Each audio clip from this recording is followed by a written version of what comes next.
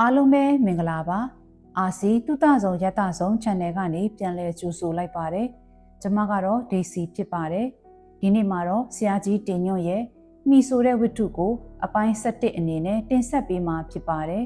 အားလုံးပဲနားဆင်ခံစားပေးကြပါအောင်ရှင်မိအပိုင်း7အခန်း28ဝိညာဉ်နှင်ပွဲမမြမီကဇရက်အတွင်းဝင်လာပြီးနောက်ဖျားကိုဦးချသည်ထို့နောက်သူ့ဆရာနှစ်ဦးကိုဦးချသည်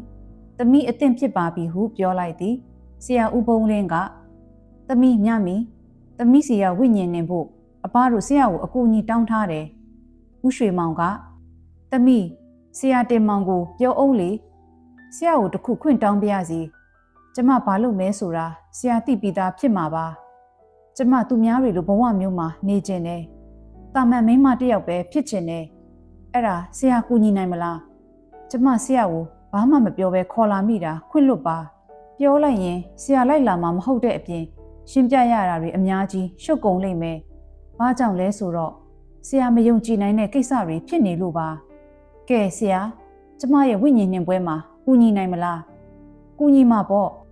ဆုံးဖြတ်ချက်ကိုစိတ်ရဲမှလုပ်ပါဆရာမမြမီအတွက်ပဲကျွန်တော်မရဲဆရာမရှိပါဘူးကဲဒါဆိုဆရာတို့စနိုင်ပါပြီ။ဦးပုံးလင်းကပြောင်းနိုင်များကိုထပ်ထွန်းသည်စုစုပေါင်း35တိုင်ဖြစ်သည်ကျွန်တော်လေ့လာရသလောက်မမြမီအသက်အတွက်ဖြစ်မီကဲတို့အားလုံးဝိုင်းထိုင်လိုက်ကြရအောင်ကျွန်တော်တို့4ယောက်ပြောင်းနိုင်35တိုင်ကိုဝိုင်းထိုင်လိုက်ကြသည်ဆရာဦးပုံးလင်းကကျုပ်တို့တယောက်လက်ကိုတယောက်စုပ်ကင်ထားရလိမ့်မယ်ညမီကသူ့အနားမှာပြောင်းထိုင်မမြမီကကျွန်တော်အနားမှာပြောင်းထိုင်သည်မဟုတ်ဘူးသမီးညာလက်နဲ့သူ့ဘယ်လက်ကိုကင်နိုင်တဲ့ဘက်ကိုပြောင်းထိုင်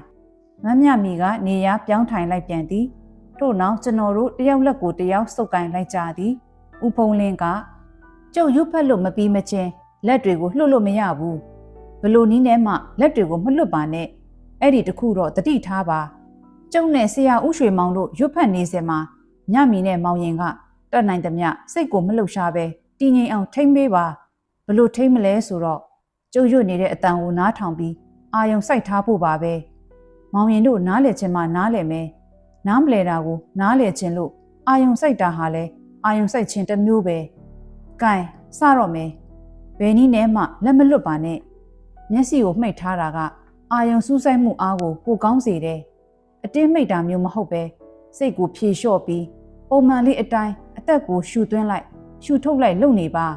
တကယ်လို့အာယုံကိုထိန်းချုပ်နိုင်တယ်ဆိုရင်အလိုလိုအသည့်တစ်ခုကိုရလာပါလိမ့်မယ်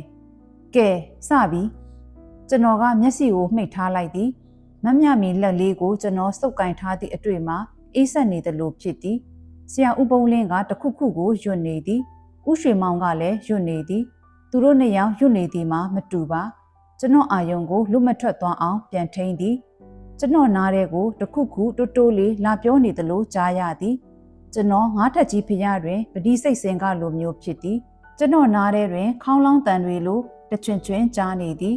ဥပုံးလင်းအတန်တွေကခေါင်းလောင်းတန်တွေလိုဖြစ်နေသည်ထိုခေါင်းလောင်းတန်တွေမှာတီးကျင်သလိုတီးနေသည့်ခေါင်းလောင်းတန်မျိုးမဟုတ်တာယာနာပြောဖွဲ့ကောင်းအောင်ဂီတတန်စင်အတိုင်းလှုပ်ခတ်တီးနေသလိုဖြစ်သည်ကျွန်တော်ကြောက်ကဘာတစ်ခုကိုရောက်သွားသည်တယောက်တည်းမဟုတ်ဘေးတွင်မမြမီပါသည်သူကပန်းနုရောင်ဝမ်းဆက်လေးနဲ့ဖြစ်သည်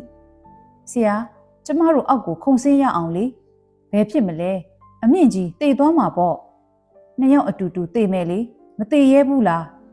နှစ်ယောက်အတူဆိုရင်ခုန်ဆင်းကြတာပေါ့မမြမီကကျွန်တော်လက်ကိုဆွဲပြီးခုန်ချရန်ပြင်လိုက်သည်ကျွန်တော်ကသူ့လက်ကိုပြန်ဆွဲပြီးမလုံနဲ့လေဟုပြောလိုက်သည်သူကအတင်းယုံသည်ကျွန်တော်ကသူ့လက်ကိုပြန်ပြီးခိုင်ခိုင်ဆုပ်ထားသည်ဆရာလွတ်ပါတော့ပြီးသွားပြီဆရာမျက်စိဖွင့်လို့ရပြီကျွန်တော်မျက်လုံးဖွင့်ကြည့်လိုက်သည်ဆရာဦးပုံးလင်းကအားလုံးပြီးသွားပါပြီလက်တွေလှုပ်လို့ရပြီဟုပြောလိုက်သည်ဦးရွှေမောင်ကဆရာဘလို့တွေဖြစ်တယ်လဲအတွေ့အကြုံလေးပြောပါဦးကျွန်တော်ကြောက်ကဘာတစ်ခုကိုရောက်သွားတယ်မမြမီနဲ့ပေါ့သူကခုန်ချမဲတဲ့ကျွန်တော်ကဆွဲထားရတယ်ကျုပ်တို့ရွတ်ဖက်နေတာတွေကိုကြားသလားကျွန်တော်ခေါင်းလောင်းတန်လေးတွေပဲကြားနေတယ်ဦးပုံးလင်းကရီလိုက်ပြီးမောင်ရင်သာစနစ်တကျနဲ့လေ့ကျင့်လိုက်မဲဆိုရင်တကယ့်ကိုအစွမ်းထက်တဲ့သူဖြစ်နိုင်ပါလိမ့်မယ်လေ့ကျင့်ကြည့်ပါလားမ မောင်ရင်ထူးခြားတဲ့စိတ်တကိုးတွေကိုပိုင်ဆိုင်ပါလိမ့်မယ်တော်တော်လေးကိုခံနိုင်ရရှိသူပါကျုပ်မြင်ဘူးသမျှအထူးခြားဆုံးစိတ်သက်ပိုင်ရှင်ပဲကျွန်တော်တာမန်လူပဲဖြစ်ချင်ပါတယ်ဒါနဲ့မမြမီမှာဆွဲကပ်နေတဲ့ဝိညာဉ်ဆိုတာတွေထွက်သွားပြီလားကျုပ်ကတော့နှင်လိုက်ပြီလေကျန်တာသူ့အပိုင်းပဲရှိတော့တယ်ဘာလို့ဆိုလိုတာလဲခမညာသူတပတ်တိတိလုပ်ရမယ့်အစီအစဉ်ရှိတယ်သူဆက်လုပ်နိုင်မလုပ်နိုင်ဆိုတဲ့အပေါ်မူတည်တယ်သမီးဆက်လုပ်ပါမယ်ကဲဒါဆိုရင်တော့ပြန်လို့ရပါပြီကျွန်တော်တို့နှစ်ယောက်ကဆရာနှစ်ယောက်ကိုနှုတ်ဆက်ပြီးဇရက်အပြင်ကိုထွက်လိုက်ကြသည်ထို့နောက်အရှိဘက်မုတ်လေကအတိုင်းဆင်းလာကြသည်ဘယ်သွားမလို့လဲမမြမီကျမတကူလုံးကန်ရိုက်ထားသလိုဖြစ်နေတယ်တနေရရမှာထိုင်ကြမယ်လေဟိုလေကားခုံမှာသွားထိုင်မလားထိုင်လေကျွန်တော်တို့တာလာရန်ဇရက်ကြီးတဆောင်ဤလေကားခုံတွင်ထိုင်လိုက်ကြသည်ဆရာဗိုက်စာနေပြီလားမစားပါဘူးမနေ့ကထမင်းကြော်တွေစားလာတာ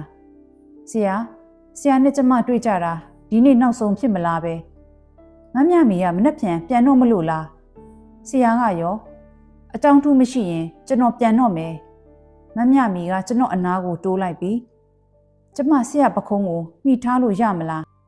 တခုခုကျွန်တော်စီကနေသိချင်လို့လားကျမမှာအဲ့ဒီလိုအစွမ်းတွေမရှိတော့ပါဘူးဆရာအဟုတ်ပဲလားအဟုတ်ပါကျမပင်ပန်းပြီးအိတ်ချင်တလူကြီးဖြစ်နေလို့ပါမှီထားလေမမြမီကကျွန်တော်ပခုံးပေါ်တွင်သူ့ခေါင်းလေးကိုစောင်းပြီးမှီထားလိုက်သည်ဆရာကျမနာမည်ကိုကျမမုန်းတယ်သိလားဘာဖြစ်လို့လဲဗျာမှီဆိုတာကြီးပါလို့လေကျမကသူများကိုမှီပေးရစေလို့ခွင့်တောင်းရတဲ့သူမျိုးဖြစ်ချင်တာမဟုတ်ဘူးဒါပေမဲ့ခွင့်မတောင်းဘဲနဲ့လဲယောက်ျားတစ်ယောက်ပခုံးကိုဘယ်လိုလို့မှီခွင့်ရမှာလဲနော်ကျမနာမည်ကိုကစီးနေတာမှီဆိုတာကြီးကိုမုန်းလိုက်တာကျမဘသူပခုံးကိုမှမမှီချင်ဘူးခုကျွန်တော်ပခုံးကိုမှီနေရတာကရောဗျာကျမစမ်းကြည့်တာပါဆရာစီကနေဘာတွေများသိရမလဲလို့ဘာတွေသိသွားသလဲဘာမှမသိပါဘူးကျမအစွမ်းတွေပျောက်သွားပြီနဲ့တူတယ်မမြမီရှင်ကျွန်တော်တခုလောက်ပြောချင်တယ်ဒါပေမဲ့ပြောတဲ့မပြောတဲ့စဉ်းစားနေလို့ပါပြောပါရှင်ကျွန်တော်မမြမီကိုချစ်တယ်ဗျာချစ်တယ်ဆိုတာမင်္ဂလာစကားပဲဆရာမုန်းတယ်လို့ပြောတာမှမဟုတ်တာကျွန်တော်ချစ်တယ်လို့ပြောတာဘလို့အတိတ်ပဲနဲ့ပြောတယ်ဆိုတာမမြမီသိမှာပါနော်ဟုတ်ပြီချစ်တယ်တဲ့နော်မောင်နှမလိုချစ်တာလားလင်မယားလိုချစ်တာလားပြောဖို့လိုသလားမမြမီကျွန်တော်တို့နှစ်ယောက်ကြားမှာဘလို့အချစ်မျိုးလဲဆိုတာပြောဖို့လိုသေးလားဗျာလိုတာပေါ့ရှင်ပွင့်ပွင့်လင်းလင်းပြောဖို့လိုတာပေါ့ကျွန်တော်မမြမီကိုချစ်တယ်ဆိုတာလက်ထပ်ဖို့အထိညှော်နှင့်ခြင်းတဲ့အတိုင်းပြောတာပါဆရာကကျမနဲ့လက်ထပ်ဖို့အထိစဉ်းစားတယ်ဟုတ်လားဟုတ်ပါတယ်လက်ထပ်ပြီးတော့အတူနေကြတာပေါ့အတူနေပြီးတော့အိုးအိမ်ထူထောင်ကြမယ်လေအိုးအိမ်ထူထောင်ပြီးတော့မမြမီစကားကိုကပ်ပြောနေတယ်ထင်ပါတယ်ကျမကဆရာအနားမှာကပ်ပြီးပြောနေတာပဲလေခွာပြောနေတာမှမဟုတ်တာကဲပြောစမ်းပါအတူနေမယ်အိုးအိမ်ထူထောင်မယ်ကျမနဲ့လင်းကိစ္စတွေတာရမယ်ပြီးရင်ကလေးတွေမွေးမယ်မွေးလာတဲ့ကလေးတွေကိုကျမကစောင့်ရှောက်ရမယ်ရှင်နဲ့မကြာခဏရန်ဖြစ်မယ်အဲ့ဒါဘဝလားဆရာဒါတွေဟာဖြစ်ရိုးဖြစ်စဉ်တွေပါမမြမီဆရာတနေ့အဲ့ဒီလိုပြောလာလိမ့်မယ်ဆိုတာကျမအသိပြီးသားပါအဲ့ဒီအတွက်ကျမဘက်ကလည်းအဖြေကိုစဉ်းစားပြီးသားပါဆရာဘတော်မှစိတ်ကူးမရင်ပါနဲ့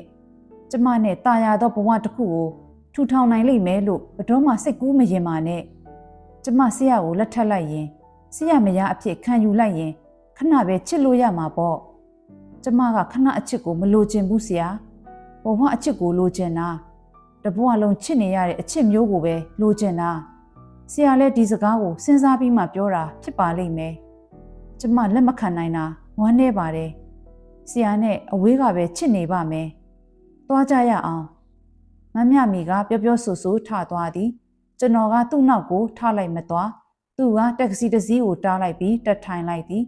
သူကကားတကားကိုပိတ်လိုက်တော့လဲကားကမထွက်သေးကျွန်တော်ကလည်းထားမလိုက်သွားကျွန်တော်သူ့ကိုချစ်ခွင့်တောင်းလိုက်မိသည့်အတွက်ရှက်ခြင်းဒေါသထွက်ခြင်းနောင်တရခြင်းတွေဖြစ်နေမိသည်ကားကအထွက်သွားသည်ကျွန်တော်ငေးပြီးကျန်းနေခဲ့သည်အခန်း29 ဝတစ်အတွက်ခြေတလန်းကျွန်တော်မြို့ထဲကိုသွားသည်စိတ်ပြေလက်ပြောင်ရုပ်ရှင်ဝင်ကြည့်သည်ရုပ်ရှင်ကြည့်ပြီးမပြန်ချင်သေးသည်နဲ့ဒလကတုစိတ်ကမ်းဘက်ကိုရှောက်သွားပြီးသင်္ဘောတွေကိုငေးကြည့်နေမိသည်မောင်ကြီးပြိုးလောက်ချိန်မှကျွန်တော်ပြန်လာသည်ဘတ်စကားကိုလှဲတန်းအထိစီးသွားပြီးလှဲတန်းတွင်ထမင်းစားသည်အဆောင်တွင်ပြန်ကုန်ကြပြီးဖြစ်သည်ဖြင့်လူလဲအနှဲငယ်သာရှိတော်သည်ကျွန်တော်ကရေချိုးပြီးအိပ်ရန်ပြင်တော်လဲလက်ဖက်ရည်တောက်လာသည်ဖြင့်တော်တော်နှင့်အိပ်မပျော်သောကြောင့်စာထိုင်းဖတ်နေမိသည်ရခင်ကစူညံနေတတ်သည့်အဆောင်ကြီးမှာတိတ်ဆိတ်လွန်နေသည်ကျွန်တော်ကအပြင်းမှခြေတန်းကြားလိုက်သည်ဖြင့်စာဖတ်ခြင်းကိုရပ်ပြီးနားဆွနေမိသည်ကျွန်တော်နေသည့်အဆောင်ဘက်ချမ်းတွင်ကျွန်တော်တယောက်သာကြံတော့သည်ကျွန်တော်အခမ်းအနားရောက်မှခြေတန်းကရက်သွားတော့လေတကားခောက်ခြင်းမရှိသဖြင့်ကျွန်တော်ကစာလဲဖက်နေသည့်ကရင်ပေါ်ကဆင်းလိုက်ပြီးတကားကိုတောက်ဖွင့်ကြည့်လိုက်သည်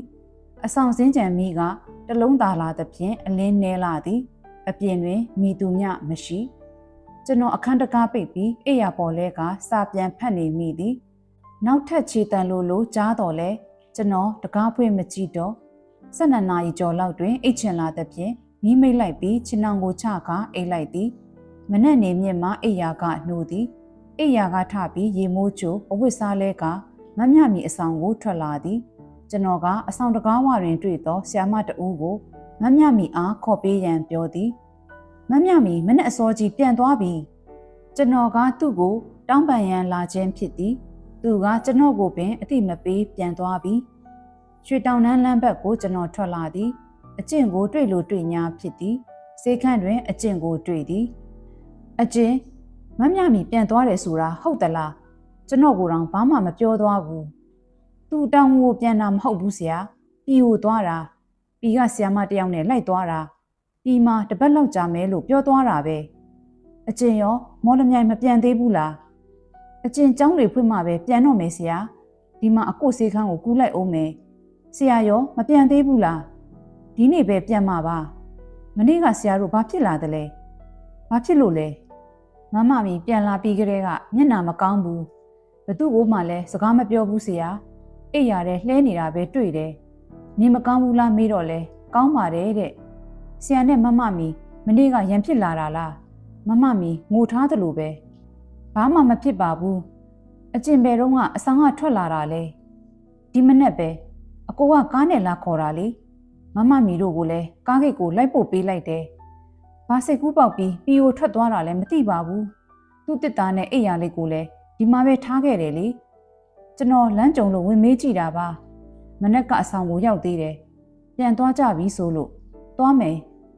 ကျွန်တော်အကျင့်ကိုနှုတ်ဆက်ပြီးအဆောင်ကိုပြန်ခဲ့သည်ထိုနေ့မှပင်ကျွန်တော်လည်းပကိုးကိုပြန်ခဲ့သည်ကျွန်တော်တို့စမေးဝဲဖြေထားသည့်အောင်စည်းရင်ထွက်ကြောင်းကြားရသဖြင့်ရန်ကုန်ကိုတစ်ခေါက်တက်လာသေးသည်အောင်စည်းရင်ကြည့်ရာကျွန်တော်အောင်သည်မမြမီနှင့်ကျွန်တော်အခန်းပေါ်ကိုသိန်းဟန်တို့ကဂုံတူးတွေပါသဖြင့် MED ဆက်တက်ခွင့်ရသည်အကျင့်ကတော့ရိုးရိုးပဲအောင်သည်ကျွန်တော်ရွှေတောင်နှန်းလန်းကစေကန်းကိုလာသေးသည်အကျင့်ကပြန်သွားပြီဟုသိရသည်ကျွန်တော်နှင့်မမြမီဤတွင်အဆုံးသတ်ခဲ့ကြရသည်နောက်တစ်နှစ်လောက်အကြာတွင်ကျွန်တော်အခြေခံပညာဦးစီးကိုကိစ္စတစ်ခုနှင့်လာသောအခါတွင်ပညာရေးတက္ကသိုလ်ကိုဝင်ကြည့်သေးသည်မမြမီကျောင်းဆက်တက်နေကြောင်းသိရသည်ကိုသိန်းဟန်ကတော့ကျောင်းဆက်မတက်ပါကျွန်တော်ကမမြမီနေသည်ဆိုတော့တကောင်းဆောင်ကိုလာပြီးစုံစမ်းသည်မမြမီကကျွန်တော်ကိုထွက်မတွေ့ပါ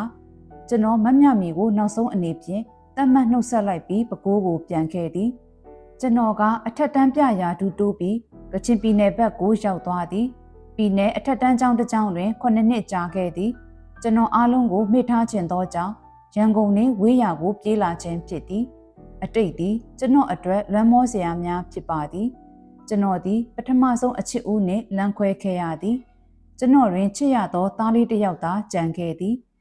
ကျွန်တော်သားလေးမှာကျွန်တော်မိဘတွေနှင့်ညီမများအကြားတွင်ကြီးပြင်းခဲ့ရသည်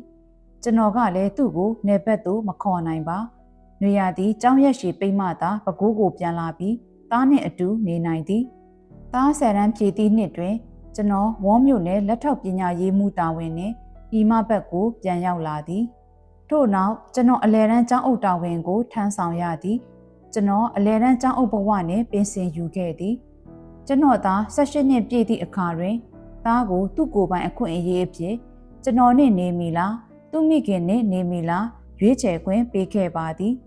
သူမိခင်နှင့်ခင်ပွန်းကအမေရိကန်ပြည်ထောင်စုတွင်တွားနေပြီးထိုနိုင်ငံသားအဖြစ်ခံယူသွားကြသည်သူတို့ကလည်းသားကိုအမေရိကတွင်ပညာသင်ပေးမည်ဟုခေါ်နေသည်သားကလည်းသူ့အမေနှင့်နေမည်ဆိုကသူ့ဘဝကိုသူရွေးချယ်သွားသည်ကျွန်တော်ခွင့်ပြုလိုက်ပါသည်ကျွန်တော်မိဘနှစ်ပါးကွယ်လွန်သွားကြသည်ကျွန်တော်လည်းပြင်ဆင်ယူပြီးနောက်မောင်နှမတွေအမွေခွဲကြသည်လက်ရှိမိဘလက်ငုပ်လက်ရင်ပုံစုံဆိုင်လုပ်ငန်းနဲ့ပဲခူးမနေအိမ်ကိုကျွန်တော်ညီမဖြစ်သူအားလွှဲပေးလိုက်သည်ကျွန်တော်ဖခင်ဝယ်ထားသည့်ရန်ကုန်မြို့တန်လင်းရှိအောင်ချမ်းသာရက်ကွက်မှခြံလေးနဲ့တထက်တိုက်လေးတစ်လုံးကိုကျွန်တော်ရလိုက်သည်ပညာရေးဌာနမှအငိမ့်စားယူပြီးနောက်ကျွန်တော်ကတန်လင်းအောင်ချမ်းသာတွင်တယောက်တည်းကိုဝါသနာပါသည့်စာဖတ်ခြင်းစာရေးခြင်းတို့ဖြင့်အေးချမ်းစွာနေထိုင်သည်ပဲခူးမှာကျွန်တော်ညီမဖြစ်သူကလည်းလစဉ်ကျွန်တော်ကိုစံစီနှင့်ငွေသားတို့ကိုထောက်ပံ့သည်ကျွန်တော်ကမနက်တိုင်းလမ်းလျှောက်သည်လမ်းလျှောက်တိုင်းဖြတ်သွားရသည့်နေရာတွင်အဆောက်အုံကြီးတစ်ခုကိုလာဆောင်နေသည်ရခင်ကွင်းပြင်ကြီးတွင်နေ့ချင်းညချင်းအဆောက်အုံကြီးတစ်ခုဖြစ်လာသည်နောက်နှစ်နှစ်ခန့်အကြာတွင်အဆောက်အုံကြီးပြီးသွားသည်ကိုယ်ပိုင်အထက်တန်းကျောင်းတစ်ကျောင်းလာဖွင့်ရန်ပြင်ဆင်နေကြခြင်းဖြစ်သည်ကျွန်တော်ကပညာရေးဌာနမှအနားယူလိုက်သည်ဆိုတော့လေလမ်းလျှောက်ရင်ကျောင်းတွေရှိရောက်တိုင်းငေးမောနေမိသူဖြစ်သည်ပညာရေးဌာနကိုကျွန်တော်စိတ်မကုန်ပါကျောင်းသားတွေတွေ့တိုင်းကျွန်တော်ပျော်သည်တနေ့ထိုကိုယ်ပိုင်အထက်တန်းကျောင်းရှိကအပြက်တွင်ဆိုင်းဘုတ်တစ်ခုထောင်ထားသည်ကိုတွေ့ရသည်ထိုကျောင်းအတွက်ဆရာများခေါ်နေခြင်းဖြစ်သည်ကျွန်တော်ကပညာရေးဌာနနှင့်ကင်းကွာလာတော့လေစိတ်မကုန်နိုင်သေးသဖြင့်စာသင်ရန်ဆရာများခေါ်သည့်ကြော်ညာစာကိုစိတ်ဝင်စားစွာဖတ်ပြီးထိုကျောင်းထဲကိုဝင်ခဲ့သည်ကျွန်တော်ကရုံးခန်းကိုသွားပြီးရုံးဝင်ထမ်းကလေးမလေးတစ်ယောက်ကိုမေးလိုက်သည်သမီးရေဒီကျောင်းအတွက်ဆရာတွေခေါ်ရဲဆိုလို့ဟုတ်ပါတယ်ရှင်ဆရာခေါ်တဲ့အသက်ကန့်သက်ချက်ထဲမှာအသက်50ထက်မကျော်ရဆိုပြီးပါနေတာတွေ့ရတယ်50ကျော်ရင်လက်မခံဘူးလားလို့သိချင်လို့ပါဘသူလျှောက်မှာပါလဲရှင်ဦးကိုယ်တိုင်ပါကွယ်ဦးအသက်ကဘယ်လောက်ဖြစ်နေလို့ပါလဲရှင်ဦးကအသက်60ကျော်ပါပြီကွယ်ကန့်သက်ချက်ကတော့50မကျော်ရပါပဲရှင်ဦးကပညာရေးဌာနကအငိမ့်စားယူထားတဲ့ကျောင်းအုပ်ကြီးတယောက်ပါကွယ်ပညာရေးဌာနကထွက်လိုက်တယ်ဆိုပေမဲ့စိတ်မကုန်သေးလို့ဝင်မေးကြည့်တာပါ60ကျော်ရင်ရောလက်ခံသေးလားလို့ပါဦးရဲ့ဘွဲ့အရေးအချင်းကသတ်မှတ်ထားတဲ့အတိုင်းကိုက်ညီပါသလားရှင်ကိုက်ညီပါတယ်ဦးက BA BED ဘွဲ့ရပါဒါဆိုလဲရှောက်လွာလေးယူသွားပြီးဖြည့်တင်ပေးပါလားရှင်တကယ်လို့ရှောက်သူမရှိရင်ဒါမှမဟုတ်ဆရာပညာအရေးချင်းလောက်သက်အတွေ့အကြုံတွေကိုဒါရိုက်တာအဖွဲ့နဲ့ကျောင်းအုပ်ကြီးကသဘောကျတယ်ဆိုရင်လဲကျမတို့ဆရာကိုဆက်သွယ်ပါမယ်ရှင်ဖုန်းနံပါတ်နဲ့လိပ်စာလေးလဲအပြည့်စုံရေးထည့်ပေးထားပေါ့ဒီမှာရှောက်လွာပါရှင်နောက်တစ်ပတ်ဆိုရင်ရှောက်လွာပိတ်ပါမယ်ဓာတ်ပုံလေးပါပူတွဲကပ်ပေးပါရှင်ကျွန်တော်ကရှောက်လွာကိုယူပြီးပြန်လာခဲ့သည်စိတ်ထဲတွင်လည်းဝမ်းသာနေမိသည်အကယ်၍သာစာသင်ခွင့်ရလျင်လစာဆိုခြင်းထက်ကိုယ်ဝါသနာပါသည့်အလုပ်ကိုလည်းတစ်ဖက်တစ်လမ်းကလုပ်နိုင်မည်ဖြစ်သောကြောင့်ရခဲ့လျင်ဆိုသည့်အတွေးနှင့်ပြောနေမိသည်နောက်2ရက်အကြာတွင်ကျွန်တော်လျှောက်လွှာကိုသွားတင်လိုက်ပါသည်အခန်း30မာနမနက်လမ်းလျှောက်တိုင်းကျောင်းကြီးကိုကျွန်တော်ငေးမောကြည့်မိသည်အိမ်ကို8နာရီလောက်တွင်ပြန်ရောက်တော့လေကလေးတွေကျောင်းလာတက်သည်ကိုကြည့်ချင်မိသဖြင့်9နာရီထိုးလောက်တွင်လမ်းကိုတစ်ကြိမ်ပြန်ထွက်ပြီးငေးရသည်ကျွန်တော်လျှောက်လွှာတင်ပြီး2ပတ်ခန့်အကြာတွင်မှကျွန်တော်ထံဖုန်းလာသည်မနက်ဖြန်အင်တာဗျူးလာတွေ့ကြည့်ပါရှင်ဝမ်းသာလွန်သဖြင့်ညကအိတ်မပြောငါကျောင်းဆရာဘွားကိုပြန်ရတော့မီလားဟုတွေးကပြောနေမိသည်နောက်တနေ့ချင်းဆိုထားသည့်နနက်10နာရီတွင်ကျွန်တော်ကကြကြနနဝစ်စားကကျောင်းကိုအရောက်လာခဲ့သည်ကျောင်းအဝင်တနေရာတွင်စီးမလေးကိုကျွန်တော်ကဥကိုအင်တာဗျူးခေါ်ထားလို့ပါဟုပြောလိုက်သည်နာမည်ဘယ်သူပါလဲရှင်ဥတင်မောင်ပါကောင်မလေးကစာရွက်ဖိုင်ကိုလှမ်းကြည့်ရင်ဒီဘက်ကိုကြွပါရှင်ဟုပြောကကျွန်တော်ကိုခေါ်သွားသည်အခန်းတစ်ခန်းထဲတွင်အခြား3ယောက်ကိုလည်းတွေ့ရသည်သူတို့လည်းအင်တာဗျူးလာတွေ့သူများဖြစ်သည်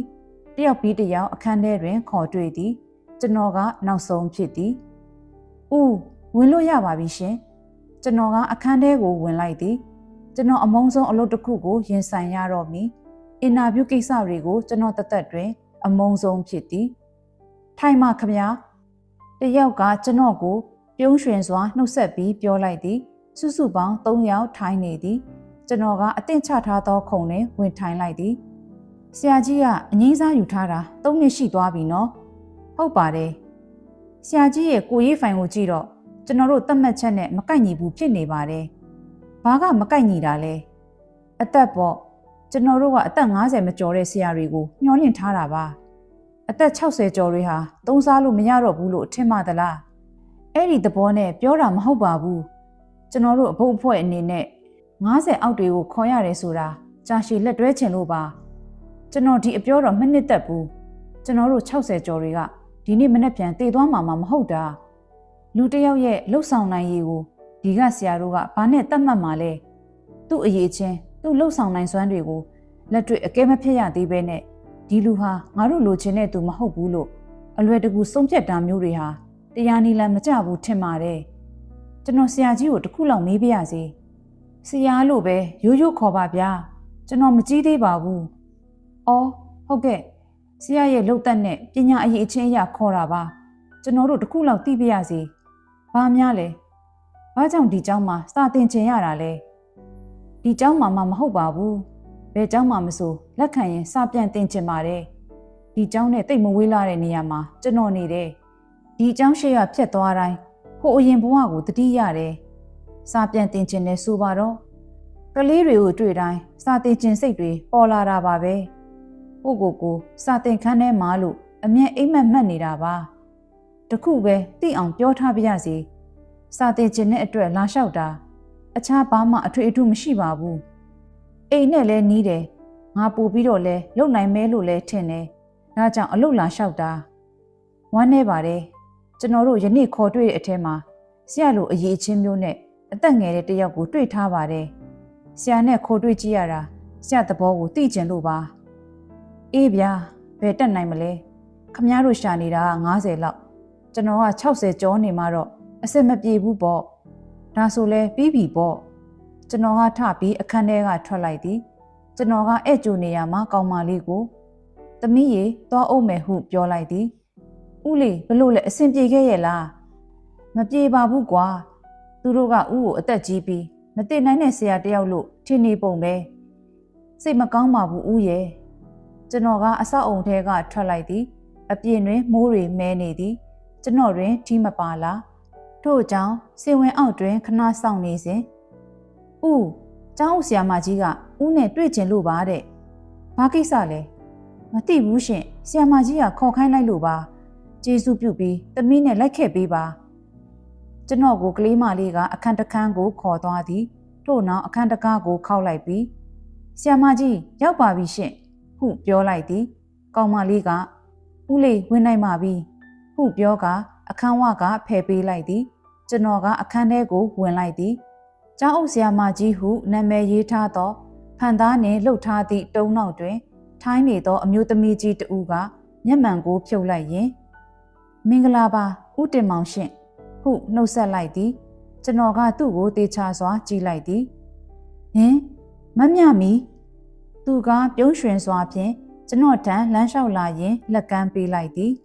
ကျွန်တော်ကသူ့ကိုလက်ကမ်းပေးရန်တွန့်ဆုတ်နေမိသည်သူကလက်ကမ်းထားသည်ကိုမယုတ်သေးသဖြင့်ကျွန်တော်ကလက်ဆွဲနှုတ်ဆက်ရမှာလားမမြမီဟုမေးလိုက်သည်ရင်ကျေးစွာနဲ့လက်ကမ်းလာတာကိုဘသူကပုတ်ချတတ်တယ်လဲရှင်ကျွန်တော်ကသူ၏ဖြူနုသောလက်ကလေးကိုဆွဲကင်လိုက်ပြီးနှုတ်ဆက်လိုက်သည်ကျွန်တော်ကလက်ဆွဲထားသည်ကိုပြန်ဖြုတ်လိုက်ပြီးကျွန်တော်ဘာလဲဆိုတာမမြမီစူးစမ်းလို့ရသွားပြီလားဟာဟာကျမမှာအဲ့ဒီလိုအစွမ်းတွေမရှိတော့ပါဘူးဆရာရဲ့ဟုရေမောကပြောလိုက်သည်ထိုင်လေဆရာနဲ့ကျမအေးအေးဆေးဆေးဆွေးနွေးကြတာပေါ့ဘာကိစ္စကိုလဲဆရာဒီကျောင်းကိုဘာကြောင့်ရောက်လာသလဲဆရာအလုပ်လာလျှောက်တာလေရသလားဆရာမရပါဘူးကျွန်တော်ကို60ကျော်လို့မလိုချင်ဘူးထင်ပါတယ်ကျမအကုန်လုံးသိပါတယ်ဆရာရဲ့မမြမီမှာအစွမ်းတွေရှိမှန်းကျွန်တော်သိပါတယ်မဟုတ်ဘူးဆရာဒါကြောင့်သူကကျွန်တော်ကိုနေရန်ပေါ်က CCTV အားလက်ညှိုးထိုးပြသည်ဆရာအင်တာဗျူးကိုရောဆရာလျှောက်လွှာကိုရောကျမအားလုံးသိပြီးပြီဆရာကိုမခန့်ဖို့ကြိုတင်ပြီးသူတို့ကိုပြောထားတာလဲကျမပဲ။အော်ဘာကြောင့်ဆရာကိုကျမတို့ကမခန့်တယ်လဲသိချင်လား ပြောပါဦးကျမတို့ကျောင်းက90မကျော်ရလို့သတ်မှတ်ထားတာကိုဆရာမို့လို့လက်ခံလိုက်တယ်ညမီရဲ့တငယ်ချင်းဖြစ်လို့လက်ခံလိုက်တယ်ဆိုတာမျိုးမဖြစ်ချင်ဘူးဆရာကျွန်တော်သဘောပေါက်ပါတယ်ဒါဆိုကျွန်တော်ကိုဘာဖြစ်လို့ခေါ်တွေ့ရတယ်လဲမတွေ့ရဘူးလားဆရာကိုကျမမတွေ့ရဘူးလားနောက်ပြီးတော့ကျောင်းဦးဆရာမကြီးတယောက်အနေနဲ့တာဝန်တစ်ခုပေးတာကိုရောဆရာအနေနဲ့လက်မခံဘူးလားဘာတာဝန်လဲဆရာကိုဒီကျောင်းမှာစာသင်တဲ့ဆရာတယောက်အနေနဲ့တော့ကျမတို့လက်မခံနိုင်ပါဘူးဆရာဒါပေမဲ့ကျမတို့ကဆရာကိုကျောင်းအုပ်ချုပ်ရေးအဖွဲ့ဝင်တဦးအနေနဲ့တော့လက်ခံနိုင်ပါတယ်ကျွန်တော်ဘာလုပ်ရမှာလဲကျောင်းရဲ့တင် जा ရေးအပိုင်းကိုဆရာအနေနဲ့ကြီးကြပ်လမ်းညွှန်ရမှာပါကျောင်းဦးဆရာမကြီးဒေါ်မြမီရဲ့လက်အောက်မှာပါလားခမညာဒီကျောင်းမှာကျမကကျောင်းအုပ်ပဲကျမအုပ်ချုပ်မှုအောက်မှာဖြစ်ရမှာပေါ့စီမံပိုင်ခွင့်တွေလုပ်ပိုင်ခွင့်တွေရပိုင်ခွင့်တွေနဲ့လားအမှန်ပေါ့ရှင်ကျွန်တော်ကလက်မခံဘူးဆိုရင်ရောဘာကြောင့်လဲကျမလက်အောက်မှာဖြစ်နေလို့လားမဟုတ်ပါဘူးကျွန်တော်မမြမီကမ်းလှမ်းတဲ့အလုပ်ကိုလက်မခံနိုင်ပါဘူးကျွန်တော်ကိုခွင့်ပြုပါအောင်ကောင်းပြီလေရှစ်မာနာကိုတော့ကြိုက်သွားပြီကျွန်တော်သူ့ရုံးခန်းထဲကထွက်လာခဲ့သည်